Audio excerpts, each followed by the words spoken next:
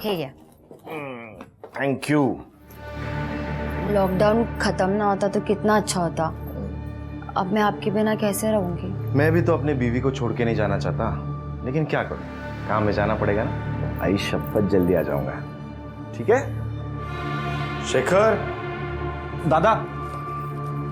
हाँ दादा। अरे वो तेरे दोस्त ने पैसा लिया था, उसका क्या हुआ? दादा वो लॉकडाउन की वजह से अभी तक लौटा नहीं पाया।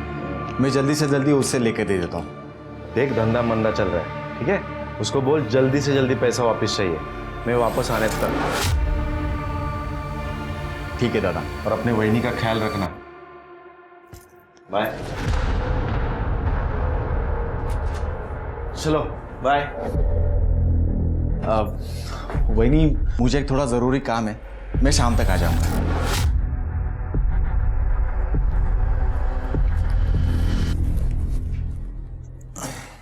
बाय।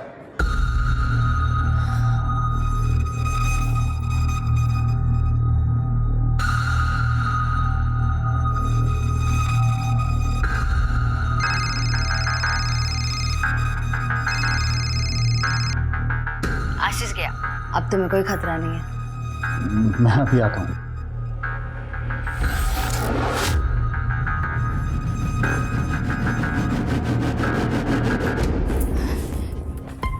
तुम्हें शर्म नहीं आती?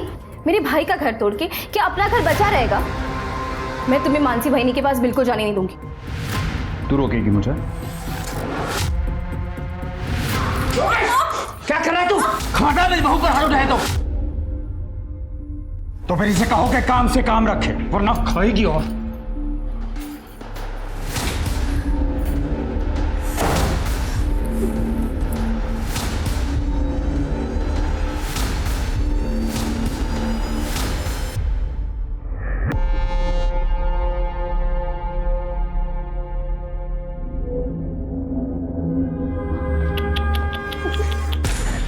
अरे रे रे रे, कितना मारा है तुझे? अच्छा, मैं ना मलहम लगा देता हूँ।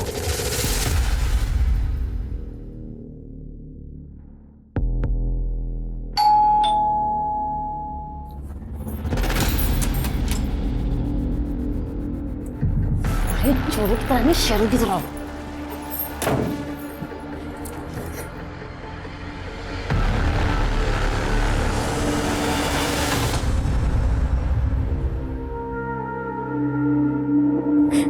तब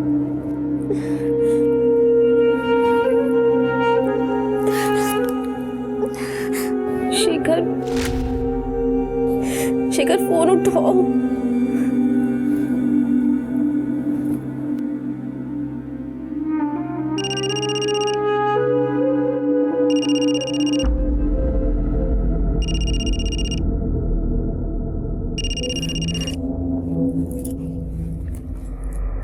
हेलो हेलो नम्रता, क्या क्या क्या हुआ? तुम रो क्यों रही हो? कुछ नहीं हुआ, मैं ठीक हूँ। मुझे कुछ ठीक नहीं लग रहा है, सच सच बताओ क्या हुआ है? सुधीर, योगेश फिर से मानसी वहिनी के पास चला गया है। मेरी जिंदगी बर्बाद हो गई है। मुझे कुछ समझ में नहीं आ रहा, मैं क्या करूँ? तुम परेशान मत हो, मैं आ रहा हूँ तुमसे मिलने। नहीं सुधीर, तुम यहाँ मत आना, वरना किसी ने तुम्हें यहाँ पे देख लिया ना, मेरी परेशानियां और भी बढ़ जाएंगी। अरे मुझे कुछ नहीं सुनना। और सुनो, मैं तुम्हारे घर के पीछे आ रहा हूँ, तुम बाहर आ जाना मुझसे मिलने, ठीक है?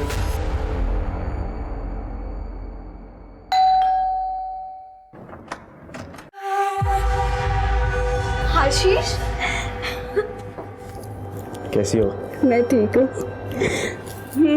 बोल कर गए थे कि जल्दी आ जाऊंगा, लेकिन इतने दिन लगा दिए। अरे क्या करूं मेरी जान, काम धंधे के लिए बाहर तो निकलना पड़ता है ना। फिर ये लॉकडाउन हो गया, अभी भी कैसे आया हूँ सिर्फ मुझे पता है। और इस लॉकडाउन में तुम्हारे बिना मेरी क्या हालत हुई है वो मैं किसे बताऊं? मुझे बताओ ना।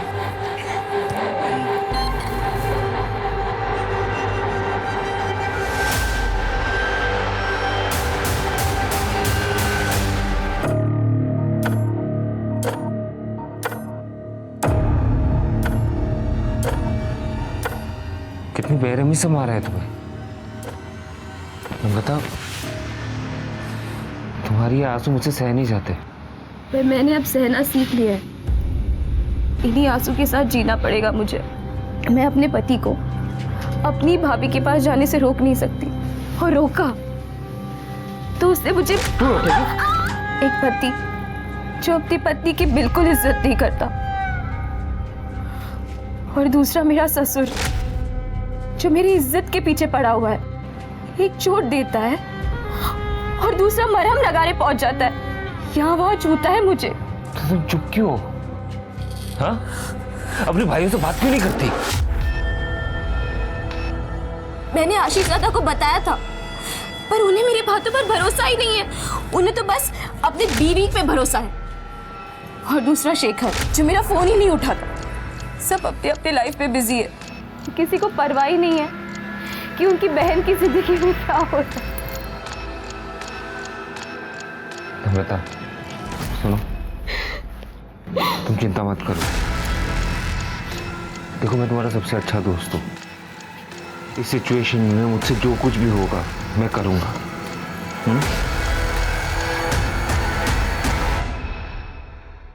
आ नहीं सकते थे, फोन तो कर ही सकते थे ना। अरे हाँ, वो इस मक्कर का भी फोन अभी आना था। कौन है? एक दल्ला है, बिजनेस राइवल। हम लोग जो और बाकी कंपनियों को माल बेचते हैं ना, उसमें से कमीशन खाता है ये। मेरी ईमानदारी की वजह से इसका बिजनेस चौपट हो गया है। हेलो आशीष भाऊ, ऐसी भी क्या नाराजगी? फोन तो उठाओ कम से कम। वैसे भी तुमने मुझे घर पर बैठने को मजबूर कर दिया है, ऊपर से लॉकडाउन ने मेरी कमर तोड़ दी है। देखो भाऊ, अकेले खाओगे तो हजम नहीं कर पाओगे। क्या मतलब? मतलब ये कि एरिया बांट लेते हैं। तुम्हारा बिजनेस तुम करो और मुझे भी अपना कमा के खाने दो। औकात से ज्यादा खाने वाले का पेट ना ऐसे ही फटता है। कहीं ऐसा ना हो कि वक्त फिर से करवट बदले और तुम धप से मुंह के बल आगे रहो। फालतू की धमकी देना बंद कर, समझा ना? तूने खुद अपने लालच और बेईमानी की वजह से तेरा धंधा डुबाया है। मान ले कि तेरा इस धंधे में टाइम खत्म। किसका टाइम खत्म हुआ और किसका शुरू होगा, ये तो वक्त ही बताएगा।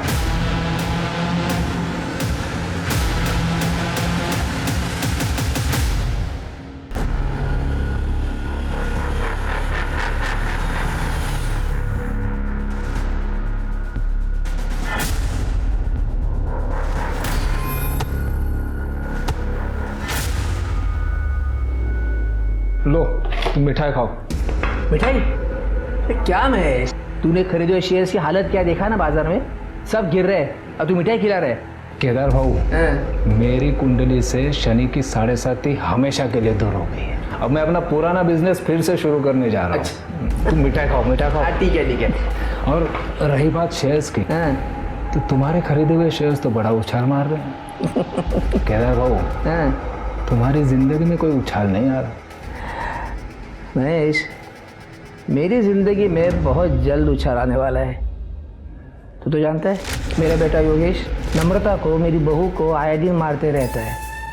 अब उसकी बेरुखी से तंग आकर वो जल्द ही मेरी बाहों में आने वाली है। ये बात, अब इस बात पर तू मिठाई खा ले। कौन आ गया?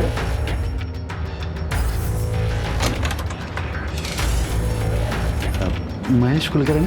हाँ, मैं संजय, वो शेयर मार्केट में इन्वेस्टमेंट की बात करना चाहता हूँ। हाँ हाँ, आइए आइए।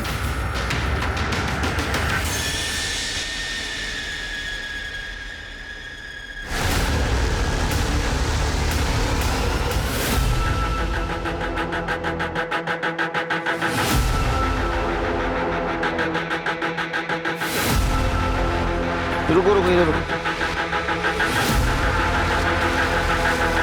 ये तो मेल बॉडी है। डेफिनेटली पहचान छुपाने की कोशिश की गई। हो सकता है किसी पत्थर वत्थर से मारा हो। लेकिन इसको यहाँ मारा गया है और या कहीं और मार के यहाँ लाया गया है।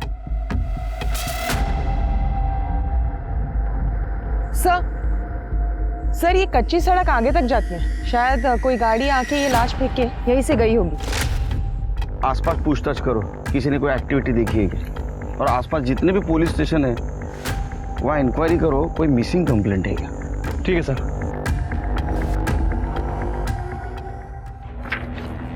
सर, आपका शक सही निकला। गला दबाकर ही मारा गया था और उसके बाद उसका चेहरा बिगाड़कर उसकी पहचान छुपाने की कोशिश की गई है। ये देखिए, पीएम रिपोर्ट में मेंशन है कि उसकी मौत 29 जून को दिन में 11:30 से 12:30 के बीच में हुई है। और सर, उसके पहले उसके साथ सेक्सुअल एक्टिविटीज़ भी हुई हैं। तो ये औरत के चक्कर में तो ये मर्डर नहीं हुआ। सर, लग तो ऐसा ही रहा है। सर बॉडी की डिटेल से कोई मिसिंग कंप्लेंट मैच नहीं हुई और जहाँ ये लाश मिली वहाँ रोड के अलावा और कोई आबादी नहीं है, इसलिए कोई डिटेल्स नहीं मिल पाई। ठीक है, इस मर्डर केस की इन्वेस्टिगेशन शुरू कर दो और फोटोग्राफ आसपास के पुलिस स्टेशन में सर्कुलेट कर दो और बॉडी का डीएनए टेस्ट भी करवाओ। ठीक है सर।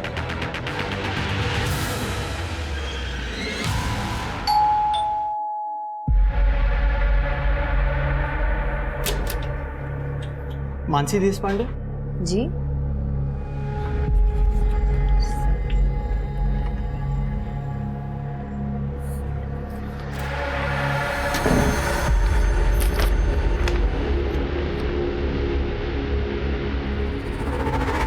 क्या? आशीष का डेथ सर्टिफिकेट? हे भगवान, ये क्या हो गया?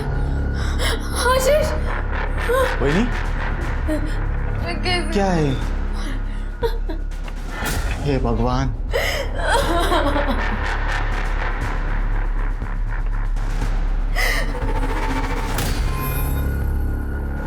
फाइनली।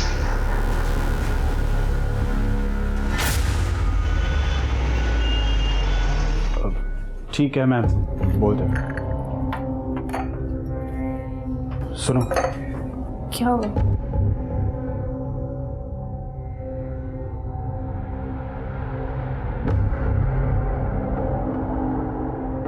आशीष दादा नहीं रहे अब।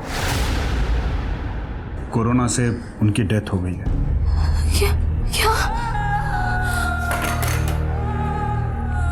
ऐसा नहीं हो सकता।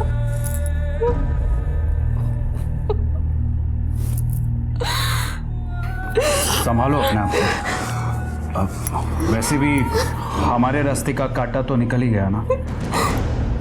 मैं तुमसे तलाक देके मानसी से शादी कर लूंगा।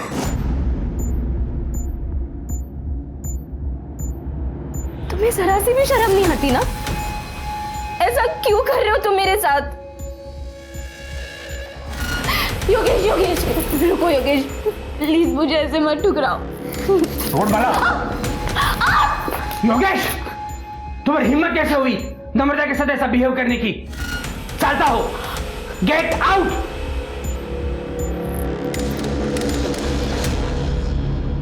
नम्रता, उठ जा। अरे उठ उठ। उठ। देख, तो चिंता क्यों करती है तू? छोड़ो मुझे, मुझे ये सब अच्छा नहीं लगता। नौटंकी नहीं करना मेरे साथ। तू जानती है ना, एक मैं ही हूं जिसे तुम्हारी जवानी से लगाव है। चिंता मत कर, मैं योगेश को बोल दूंगा, वो तुम्हें तलाक नहीं देगा। करने दो उसे जो करना है, और मुझे जो करना है वो मैं करूंगा।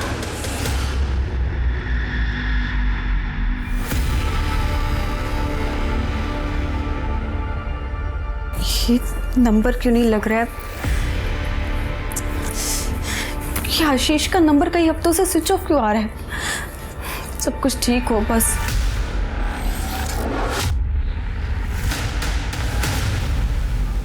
मानसी बहनी, प्लीज मेरा घर मत तोड़ो।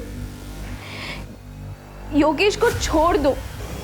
देखना अमृता, तू अपने पति को नहीं संभाल पाई तो इसमें मेरी क्या गलती है? मतलब तू सीधे से नहीं मानेगी? अगर एक बार तूने और हाथ लगाया ना तो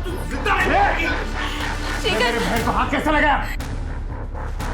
शेखर, ये मानसी बहनी और ये योगेश दोनों का चक्कर चल रहा है। क्या? सोचा भी नहीं था तुम लोग इतना गिर सकते हो। मानसी बहनी, अरे थोड़ी तो शर्म करो।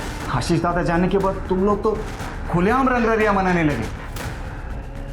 नम्रता, तू गार्जियनों को करो, मेरे जीते जी मैं ये होने नहीं दूंगा।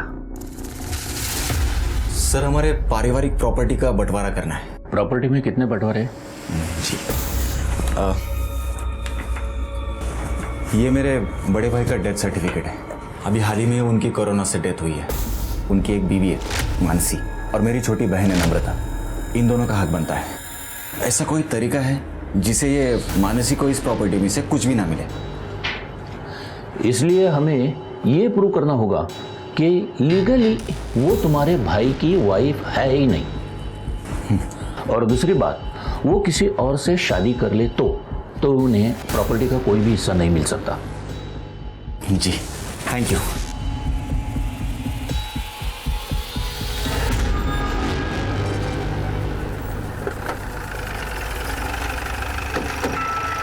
सर आपने जो डीएनए रिपोर्ट मंगाई थी वो आ गई। सर एक मिनट। हेलो, एडवोकेट सलागरे बोल रहा हूँ। केलकर साहब से बात हो सकती है? हाँ एक मिनट सर, मेरे साथ ही हैं सर, आपके लिए। हेलो। हाँ नमस्कार केलकर साहब, एडवोकेट सलागरे बोलते हैं। हाँ नमस्कार सर, बोला बोला। अभी शेखर नाम का लड़का आया था मेरे पास प्रॉपर्टी के बंटवारे का केस लेकर। उसके भाई की डेथ हुई है। सर्टिफिकेट में death of cause is corona ऐसे लिखा है। ये सर्टिफिकेट मुझे नकली लग रहा है। अच्छा एक काम करो सर लगे साहब, वो सर्टिफिकेट और वो आदमी की डिटेल्स श्रीकी के मोबाइल पे सेंड कर दो। सर भेज देता हूँ मैं। Okay thank you. आया? हाँ सर आ गया। एक काम करो, ये स्वाति को फॉरवर्ड कर दो और स्वाति को बोलो पता करे ये फेक है या ओरिजिनल। सर सॉरी मानसी भाभी, उस दिन मैं कुछ ज़्यादा ही बोल गया। अगर योगेश को ही नम्रता के साथ नहीं रहना है तो मैं क्यों कुछ ज़बरदस्ती करूं? और आप दोनों को भी शादी करनी है तो मुझे कोई प्रॉब्लम नहीं है। अगर आपको कोई भी हेल्प लगे तो आप मुझे बोल सकते हैं, लेकिन वही नहीं, मैं चाहता हूं कि दादा के बाद उसकी प्रॉपर्टी का हकदार सिर्फ मैं रहूँगा। ठीक है शेखर, वैसे भी तुम्हारी प्रॉपर्टी में मेरी कोई दिलचस्पी नहीं है। मुझे तो सिर्फ योगेश चाहिए। मैं अपनी दुनिया बसाना चाहती हूँ योगेश के साथ।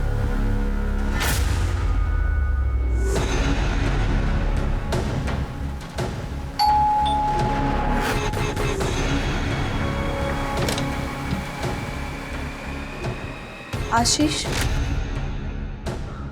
आइए ना।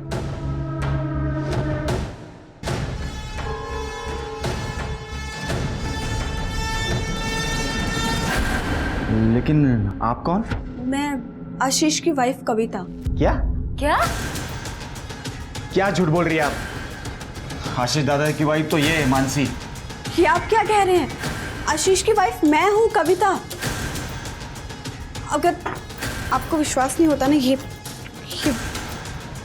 मैरिज सर्टिफिकेट देखिए।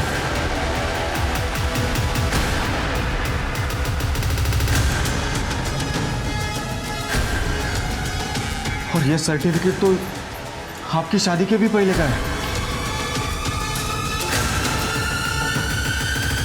आप आशीष को बुलाइए, आपको सब कुछ पता चल जाएगा।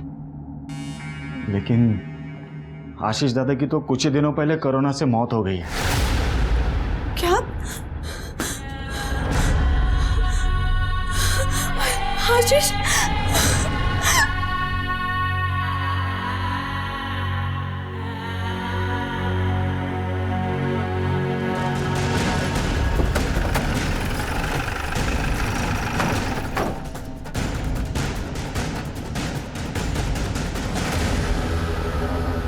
आप में से शेखर कौन है?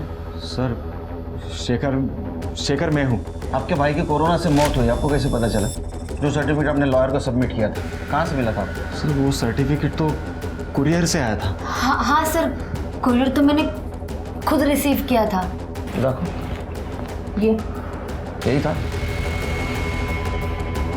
हाँ सर, सर्टिफिकेट तो यही था। ये फेक है क्या? मैं जानती थी यहाँ कुछ ना कुछ तो गलत हो रहा है। आप? मैं आशीष की वाइफ कविता, लेकिन यहाँ आकर पता चला तो ये कि आशीष की बीवी बनी बैठी है। ज्यादा कुछ बुरा ना, तेरा मुंह तोड़ दूंगी मैं। काम कर रहा हूँ। अब आशीष से आखिरी बार कब मिली? सर वो 22 जून तक तो यही थे, उसी दिन वो गए थे। हाँ सर, उसी दिन वो मेरे पास भी आए थे। एक हफ्ते के बाद 29 जून को वो बिजनेस टूर के लिए निकल गए थे। अब कभी लंबा इंतजार मत करवाना, और अगर जल्दी नहीं आए ना तो तो मैं वहाँ पर आ जाऊंगी। चिंता मत करो, हफ्ते 10 दिन में वापस आ जाऊंगा। यार कैब बुक करना भूल गया मैं। तुम पहले कैब बुक कर लो। नहीं यार, लेट हो जाएगा। मैं एक काम करता हूँ, बाप्पा चौक में जाके कैब ले लेता हूँ। साहब, आशीष ने मुझे इस घर और शेखर के बारे में बताया था, और बहुत दिन तक जब आशीष का नंबर स्विच ऑफ गया और ना ही कोई कांटेक्ट हो पाया, तो मैं उसे ढूंढते ढूंढते यहाँ तक आ गई। और सर आशीष दादा भी 22 जून के बाद वापस घर आए ही नहीं। हाँ सर, वो सिन्नर जाने का कह के गए थे। आशीष की किसी के साथ दुश्मनी थी? नहीं सर, उनकी किसी के साथ कोई दुश्मनी नहीं थी। दादा एकदम सीधे आदमी थे, वो सिर्फ अपने काम से काम रखते थे। सब महेश कुलकर्णी, ये आशीष का कॉम्पिटिटर हुआ करता था। आशीष ने अपनी मेहनत और ईमानदारी से का विश्वास जीत लिया था, और जिसकी वजह से महेश का कमीशन का धंधा भी चौपट हो गया था। और फिर एक दिन उसने आशीष को फोन पर धमकी भी दी थी कि ऐसा ना हो कि वक्त फिर से करवट बदले और तुम धप से मुंह के बल आगे रहो। ए, फालतू की धमकी देना बंद कर, समझा ना?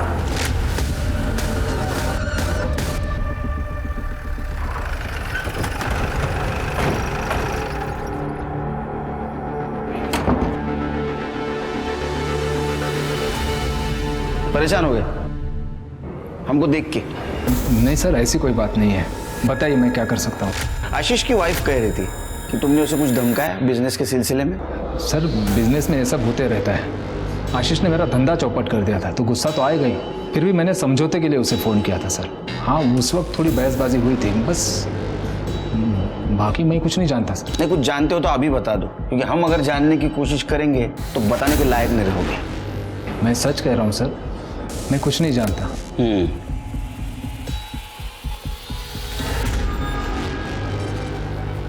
सर, मुझे तो शेखर का ही हाथ लग रहा है, क्योंकि प्रॉपर्टी के बंटवारे को लेके वो डायरेक्ट लॉयर के पास चला गया।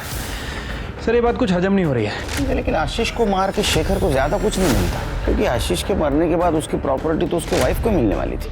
ये महेश हमसे कुछ छुपा रहा है। एक काम करो, महेश का सीडीआर रिपोर्ट और मोबाइल लोकेशन ट्रैक करो, और ये जो फेक डेथ सर्टिफिकेट मिला था वो किसने बनवाया था ये भी चेक करो। शायद उससे हमें पता चले कि आशीष के साथ एक्चुअल में क्या हुआ था। ठीक है सर। सर, कविता के बयान के मुताबिक 29 जून को आशीष नासिक से निकला था, और उसके अगले ही दिन हमें एक आदमी की लाश मिली थी नासिक के जंगल में। सर, लाश की पोस्टमार्टम रिपोर्ट के हिसाब से उस आदमी की मौत 29 जून को ही हुई थी, तो कहीं ये लाश आशीष की तो नहीं? उस बॉडी से शेखर का डीएनए मैच कराओ। सर, मानसी तो पहले से ऐसी थी, मगर अब तो शेखर भी। मानसी और योगेश को जो करना है वो करेंगे नम्रता, लेकिन अब जब शेखर भी इस गंदे खेल में शामिल हो गया, मुझे लगता है तुम्हें यहाँ से कहीं दूर चले जाना चाहिए, नहीं तो तुम्हारी जान को खतरा हो सकता है। पर मैं जाऊंगी कहाँ? मैं तुम्हें कहीं एक सुरक्षित जगह पे लेके जा सकता हूँ, अगर तुम्हें मुझ पर भरोसा है तो। कैसी बात कर रहे हो सुधीर? एक तुम ही तो जिस पर मेरा भरोसा बचा है। ठीक है, कल मैं आता हूँ तुम्हें लेने, तैयार रहना। संजय जी, मैंने आपके लिए कुछ अच्छी कंपनी के शेयर सिलेक्ट किए हैं, अगर इन्वेस्ट करना हो तो पैसे लेके आ जाइए। महेश जी, एक्चुअली क्या है, वो जो शेयर्स के लिए पैसा रखा था ना, वो कहीं और खर्च हो गया।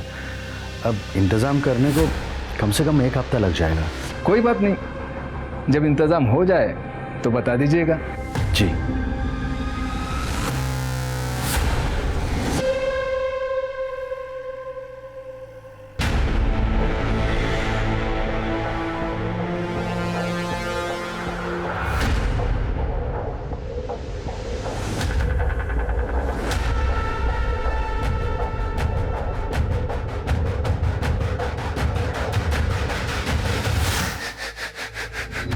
नम्रता, नम्रता, नम्रता, क्या है? कहाँ घुस रहा है तू? कहाँ घुस रहा है तू? नम्रता का है? मुझे क्या पता? कल रात से घर पर नहीं है वो। तुम्हें पता होगा ना, तू तो आशिक है उसका। बता कहाँ छुपा के रखा है उसे? मुझे नहीं पता नम्रता कहाँ पे है। ये किसी और के साथ भाग के। सच सच बता नम्रता कहाँ है? तुम लोग उसे बहुत परेशान करते हो, मुझे पता है। कहाँ छुपा के रखा है? कहाँ छुपा के रखा है? हिम्मत कैसे हुई तेरे मेरे बाबा को हाथ लगाने की? हाँ, हिम्मत कैसे हुई तेरे? छुपा के रखा है, मैं उसे ढूंढ के निकालूंगा, मैं बोल रहा हूँ। अरे जा जा। नंबर का दाग भी होगा ना, मैं पता लगा के रहूंगा। चल निकल, नंबर का दाग, चल। पता लगाता है साला। कातिल बहुत चालाक है शेर के, और इसलिए उसने कोरोना का सहारा लिया। लेकिन सबसे बड़ा सवाल यह है कि आशीष को कहाँ मारा गया, क्योंकि कविता के बयान और आशीष के कॉल डिटेल्स के मुताबिक वो घर से 11 बजे निकला था और उसकी मौत 11:30 से 12:30 के बीच में। तो इसका मतलब उसको रास्ते में ही मारा गया। सर कविता ने हमें बताया था कि आशीष ने घर से कैब बुक नहीं की थी, वो पैदल बापा चौक तक गया था, जो वहां से 200 मीटर की दूरी पर। सर हो सकता है इसी बीच आशीष को किडनैप करके मार दिया गया हो, या फिर कातिल उसी कैब में हो। सर लेकिन अगर कातिल ने आशीष को सिन्नर में मारा तो उसकी लाश को नासिक के जंगलों में क्यों फेंक दी? जाहिर सी बात है स्वाति, कातिल नहीं चाहता था कि वो लाश आसानी से किसी को मिले, इसलिए उसने जंगल में उस बॉडी को डंप किया। अरे कहाँ जा रहे हैं? चल बात कर। अरे करणे येऊ दे त्यांना, लोकांच्या तक्रारी ऐकण्यासाठी झटना पण इकडे। सर ये नम्रता गायब हो गई है सर। क्या सर? उसका पति योगेश और आशीष की बीवी मानसी, इन दोनों के बीच में अफेयर चल रहा है सर। सर मुझे पक्का यकीन है इन दोनों ने गायब किया सर। आप उन दोनों को छोड़ना नहीं सर, प्लीज। गायब कौन कर सकता है लेकिन नम्रता को? सर शेखर उसका भाई सर वो भी ये कर सकता है सर। सर ये योगेश और मानसी की शादी को रोकने के बजाय वो उसे सपोर्ट कर रहा है प्रॉपर्टी के चक्कर में सर। और नम्रता ने उसे वार्निंग दिया कि अगर उसने ऐसे किया तो प्रॉपर्टी में अपना हिस्सा वो नहीं छोड़ेगी। इन सब से पूछताछ करनी होगी। अरे सर हमें नहीं पता वो कहाँ चली गई है। हाँ सर, एकदम कैरेक्टरलेस औरत थी, कितनों के साथ उसके चक्कर थे सर, और उसमें से ये एक सुधीर भी है, पूछिए उसको। और सर एक बार तो उसके लिए इसने मुझे मारा भी था, पूछो। को जानवर को तरह मारा तूने? हाँ? अब मार क्या होती है ना, मैं तुझे बताता हूँ। तुझे क्यों इतनी तकलीफ हो रही है? तेरा अफेयर चल रहा है क्या उसके के साथ? तेरे जैसा नहीं समझा, और ना ही वो मानसी की तरह है कि पति होने के बावजूद यहाँ मुंह मारे। तो तुम लोग कर रहे हो। अगर नम्रता को कुछ भी हुआ ना तो मैं तुम लोगों को छोड़ूंगा नहीं। एक तरफा ही सही, लेकिन मैं उससे बहुत प्यार करता हूँ। मुझे छोड़ूंगा नहीं। अरे सर ये झूठ बोल रहे हैं, उसका कोई चक्कर किसी के साथ नहीं चल रहा था। हाँ मैं मानता हूँ कि मेरा एक तरफा प्यार था उसके लिए, हम दोनों बहुत अच्छे दोस्त थे सर, इसलिए उसने मुझे सब कुछ बताया कि कैसे वो उसे मारता था और इसका ये बाप उसे मलहम लगाने चक्कर में उसको मोलेस्ट करता था सर। उसे लगा कि वो इस घर में सुरक्षित नहीं है, उसको मेरी मदद की जरूरत थी। उससे पहले कि मैं उसे कोई सेफ जगह पे लेके जाऊं, इन लोगों ने उसे गायब कर दिया सर। अरे झूठ बोल रहा है सर, खोटा बोलते हैं। ये खुद उसको भगाने के चक्कर में था और अब हम पर आरोप कर रहा है अभी। हाँ सर मैं झूठ नहीं बोल रहा हूँ सर, मेरी बात मानिए सर। आप मुझ पर कैसे इल्जाम लगा सकते हैं सर? आशीष को ढूंढने के लिए आई हूं मैं यहाँ। और तू, तेरा भाई मरा नहीं और तू वकील के पास चला गया, अजीब नहीं लगता तुझे? सबसे ज्यादा शक ना तुम दोनों के ऊपर है। एक सीधा सीधा उगल दे वरना डंडा मार के उगलवाऊंगा। सर मैंने कुछ नहीं किया, मुझे सच में कुछ पता नहीं। सर हमें जितना पता था आपको बता तो दिया, वो सर्टिफिकेट भी कोरियर से आया था।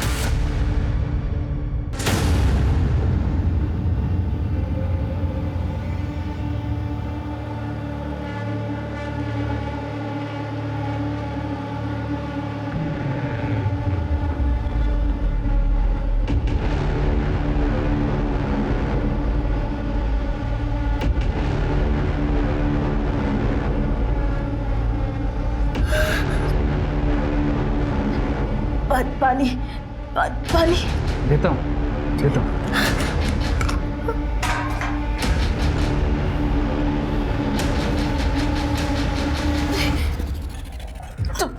तुम मेरे साथ ये सब क्यों कर रहे? प्लीज जाने दो मुझे। जाएगी ना? प्लीज जाएगी, बाहर जाएगी तू, पहले तेरी जान जाएगी। तेरे भाई ने मुझे डुबाने के लिए जितने पत्थर मेरे गले में बांधे थे ना, उन सबका गिन गिन के बदला लेना है मुझे। नहीं प्लीज नहीं।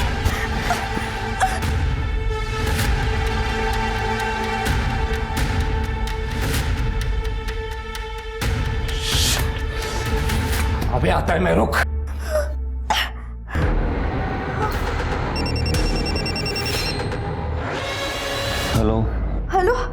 हेलो सुधीर।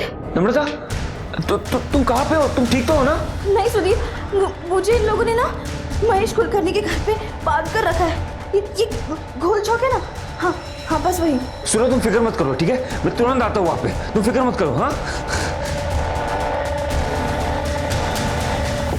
सर, अभी तक इस नम्रता की सीडीआर से कुछ खास पता नहीं चला। 31 जुलाई से इसका फ़ोन स्विच ऑफ है और अभी तक स्विच ऑफ ही है। सर, हो सकता है कि नम्रता अपने हस्बैंड के साथ घर से भागी हो या फिर कोई उसे ज़बरदस्ती करके ले गया हो सकता है कि मानसी और योगेश भी इसमें इन्वॉल्व हो। अरे शेखर? हाँ सर, इस शेखर को भी इग्नोर नहीं कर सकते हैं क्योंकि वो प्रॉपर्टी के लिए कुछ भी कर सकता है। और हमें सुधीर ने बताया था कि नम्रता अपना हिस्सा शेखर से मांग रही थी। सर वो नम्रता का पता चल गया सर। उसने मुझे 1 घंटे पहले फ़ोन किया था। उन लोगों ने उसे गोल चौक में किसी महेश कुलकर्णी के घर पे बंद करके रखा है सर। मैं वहाँ पे गया था लेकिन वहाँ पे कोई था नहीं। इस केस में महेश कुलकर्णी का नाम बार बार आ रहा है। तो आशीष और उसके बहन से बदला लेने का मामला तो नहीं? एक काम करो, सुधीर को जिस नंबर से कॉल आया था उसके डिटेल्स निकालो। इस महेश कुलकर्णी को जल्द से जल्द पकड़ना होगा। चलो।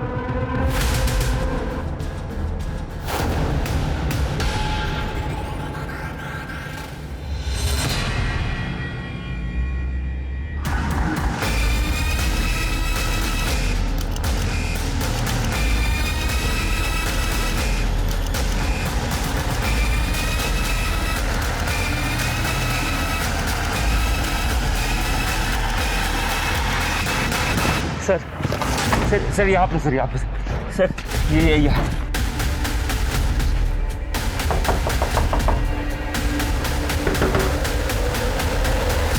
मैं जब आया था तब बंद था सर।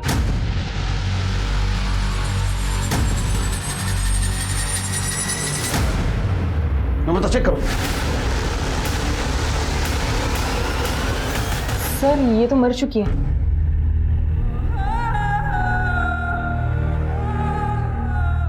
और सर ये देखिए, गले पे रस्सी के निशान है। शायद रस्सी से गला घोट के मारा गया है इसे। नौटंकी बंद कर।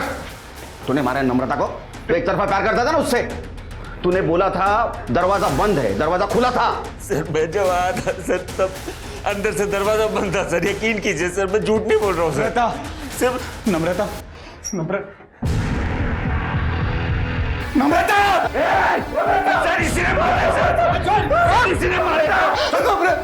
तुझे कैसे बता रहे नम्रता यहाँ है? सर शेखर ने मुझे फोन करके बोला था नम्रता यहाँ पे।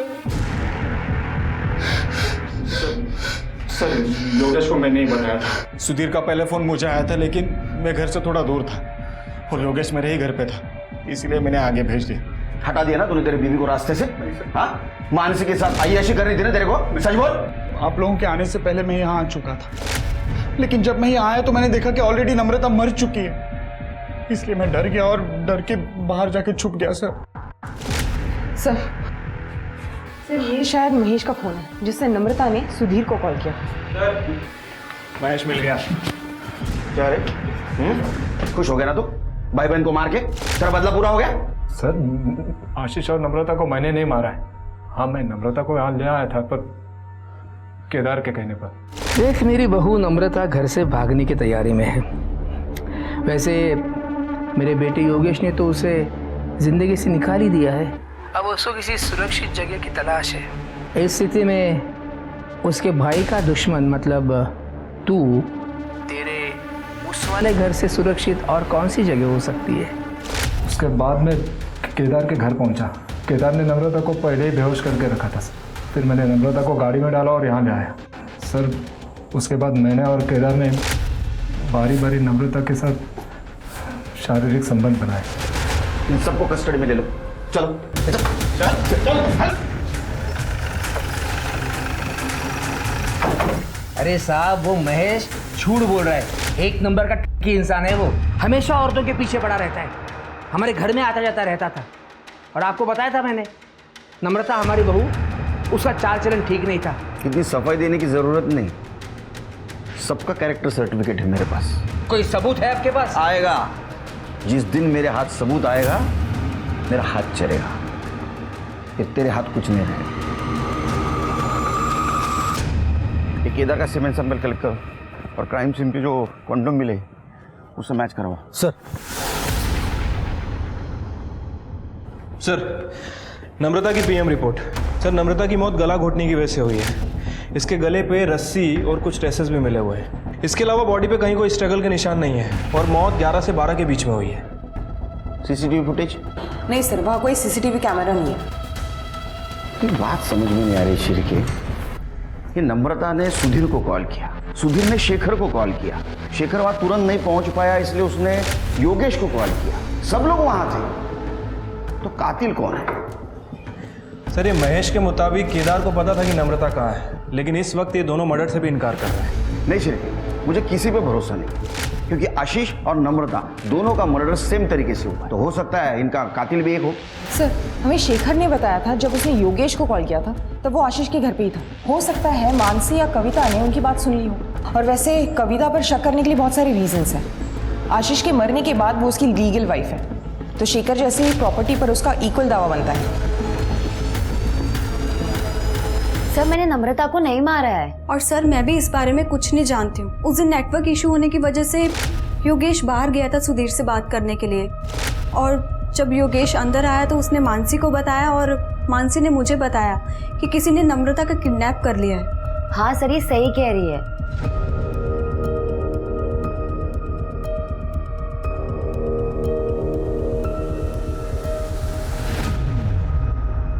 सर आपको क्या लगता है ये दोनों लड़कियां सच बोल रही है या सच को छुपा रही है? ये नम्रता को जिसने भी मारा है बहुत होशियार है, उसे ढूंढने के लिए मैं बहुत मेहनत करनी पड़ेगी। शिरके, ये आशीष का डुप्लीकेट डेथ सर्टिफिकेट जिसने भी बनवाया है उसका कुछ पता चला? फिलहाल तो नहीं सर। ठीक है। शिरके, तुमने एक चीज पॉइंट आउट की, खिड़की के बाहर 2 रस्सी के टुकड़े लटक रहे थे और बीच का हिस्सा गायब था। ये नम्रता को भी रस्सी से घोट के मारा गया है ना? हाँ सर। क्या ऐसा तो नहीं कि ये रस्सी उसके लिए यूज की गई हो? पॉसिबिलिटी तो है सर। एक काम करो, फॉरेंसिक टीम को बुलाओ, हम लोग कातिल के बहुत नजदीक पहुंच गए हैं, जल्दी। ठीक है सर। सर एक मिनट। हेलो, ठीक है सर। क्राइम सीन पे जो कॉन्डम्स मिले थे और उसके अंदर जो सीमेन था वो केदार के सीमेन से मैच कर रहा है। बोला था ना तेरे को, जिस दिन हाथ सबूत लगेगा मेरा हाथ उठेगा। सच बोल। मुझे मत मारिए, मैं सब बताता हूँ। मैं मानता हूँ कि मेरी बुरी नज़र थी मेरी बहू पर। महेश जो कुछ भी बोला बिल्कुल सच बोला। ये नम्रता को किडनैप करने का प्लान मेरा ही था, लेकिन मैं सच बोल रहा हूँ, मैंने उसे नहीं मारा सर। तूने अभी आधा सच बोला है। तूने एक औरत को मॉलेस्ट किया है, एक औरत तुझे मारेगी। स्वाति, इसको इतना मारो ये सच बोले।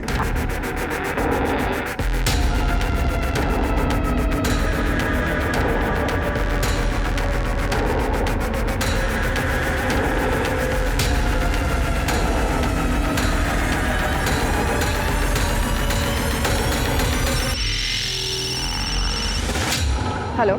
कविता किसी को तो मिलने आई है, पर मैं देख नहीं पाया वो किससे मिलने आई है। ठीक है, वो बाहर आने तक वहीं रुको, और अगर पता ना चले वो कौन है तो किसी बहाने से अंदर चले जाना। Okay madam.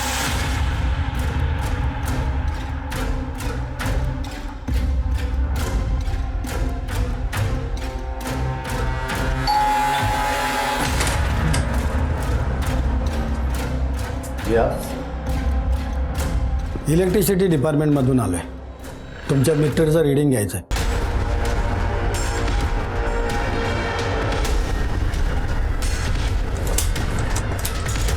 सर तुमचं मीटर फॉल्टी आहे, 1 आठवड्यामध्ये तुम्हाला नवीन मीटर दिलं जाईल, पण मालकाचा आम्हाला एक फोटो लागेल।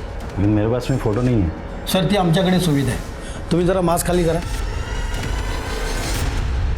सर ये वो आदमी है जिसे कविता मिलने गई थी। इसकी कुंडली निकालो। सब। अब मेरे रास्ते में सिर्फ एक ही रोड़ा बचा है, और वो भी अपनी जगह पे पहुंच गया तो फिर सब कुछ अपना, ना कोई रोक टोक, सिर्फ मौज ही मौज। ठीक है सर, कविता जिस आदमी से मिलने गई थी उसकी डिटेल्स निकालिए। वो कविता का ही मामा है, संजय, इसी शहर में रहता है। सर आशीष का जिसने फेक डेथ सर्टिफिकेट बनाया था उसका पता चल गया, ये उसका फोटो है। करडे ने जो फोटो भेजी तो दिखा। सब। ये दोनों फोटो तो एक ही आदमी के हैं।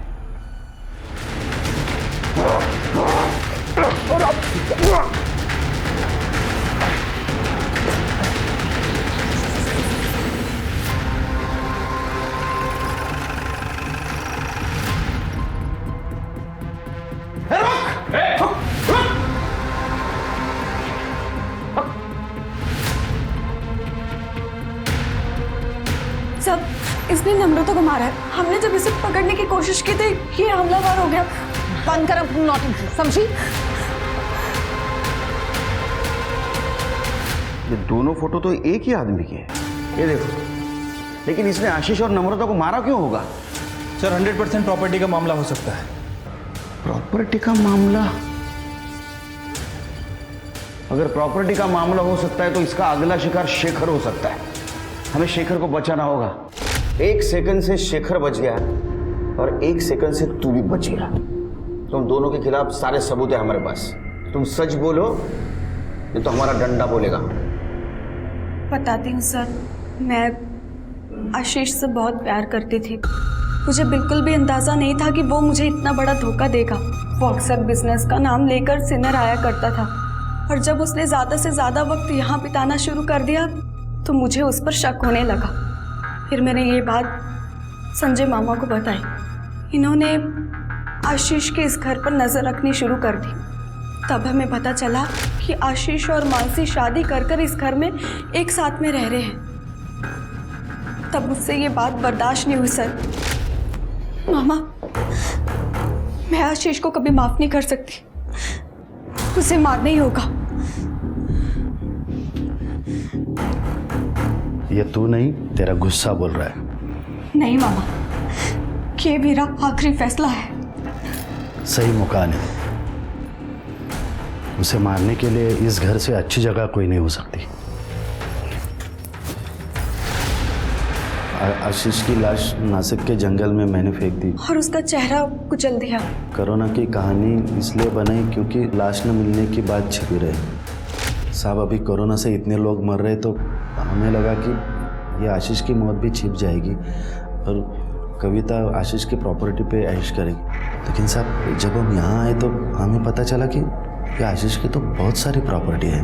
फिर हमने सोचा साहब, ये प्रॉपर्टी के जितने भी दावेदार हैं उनको सबको एक एक करके रास्ते से हटा देंगे। कि नम्रता के बारे में कैसे पता चला? वो मैं इनके घर पे नज़र रख रहा था ना साहब, तो वो शेखर ने योगेश को फ़ोन करके नम्रता के किडनैप होने की बात बोली तो वो बात मैंने सुन ली क्योंकि मैं वहीं पे छुप के खड़ा था। गोल चौके के पास। और क्या नाम बताया? महेश कुलकर्णी।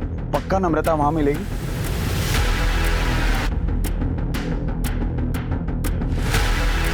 मैं वो एड्रेस पे पहुंचा और नम्रता को गला घुट के मार दिया सर। मैंने सुधीर को आते हुए देखा। उस सुधीर ने बहुत कोशिश की दरवाज़ा खोलने की, लेकिन मैंने उसे खोलने नहीं दिया। फिर सुधीर वहाँ से चला गया, फिर मैं भी वहाँ से चला गया सर। नम्रता के बाद सिर्फ अभी शेखर बचा था। उसे मारने ही वाले थे साहब, पकड़े गए। तुम्हें पता है लालच और बेवकूफ़ी में तुमने कितनी लोगों की जिंदगियां बर्बाद कर दी? आप दोनों को तो मौत से भी बदतर शिक्षा होनी चाहिए।